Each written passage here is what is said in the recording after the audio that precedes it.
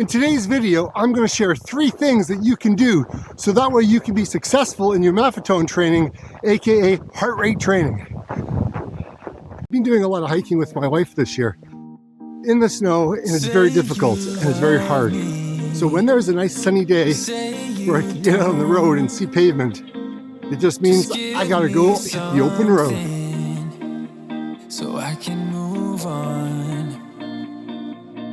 Pull me closer, or push me away. Nobody's gonna train for this 100 miler other than me. And that means getting out and running when it's cold, when there's a snowstorm, when it's hot.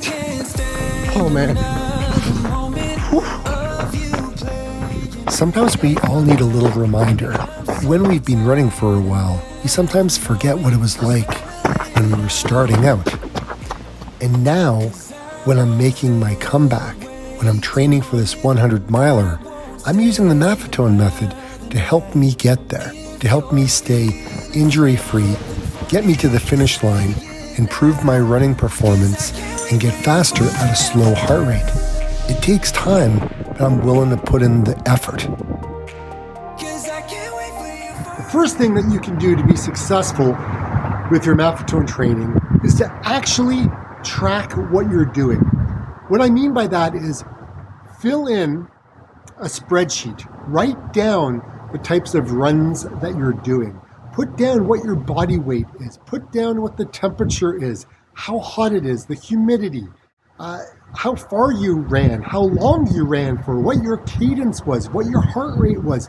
Put it into a spreadsheet or put it into something that you can actually look at on a daily basis or on a weekly basis and compare it. Maybe put out a graph. Do something that you can look at. I'm a visual person. I need to see numbers to keep me accountable. And I find that when I was running my first year using the Maffetone Method, it really made a difference. And when I kind of fell off the wagon, things didn't go so well. If you want to get faster running at a low heart rate, then this is the first thing that I suggest that you do, because it will really help. The second thing that you can do to be successful using the Maffetone Method is being consistent and run at the same time of day. I know for me, this is sometimes hard because it's cold outside. It's winter. It's really freezing sometimes, and you just don't want to get out of bed. However, if I can do it and get out there and be consistent each and every day, or 4 times a week, whatever it is, but I run at the same time, you build that habit of consistency. And if you're writing it down, like I mentioned in the beginning of the video, it really helps couple the 2 of them together, and good things happen, because that habit is the big thing that you want to solidify and make happen, because after that, it does get easier. The third thing that you can do so you can be successful using the Maffetone Method, aka heart rate training, is being open-minded and adaptable to the conditions that you're going to be training for.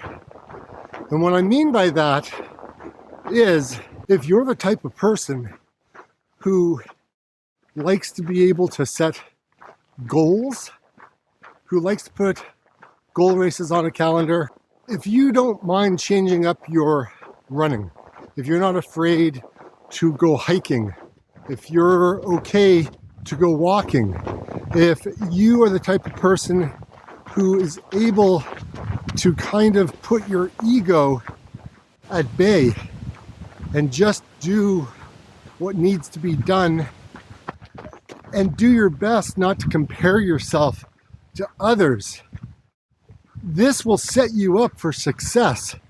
Because the big problem with these 3 things, if you don't implement them, you may have a very difficult time using heart rate, because there are so many different changes that happen in our body that affect heart rate. It's quite astounding. Hey guys, if you want to share some of the things that you think that can help others, in their running, in their Maffetone training, comment below.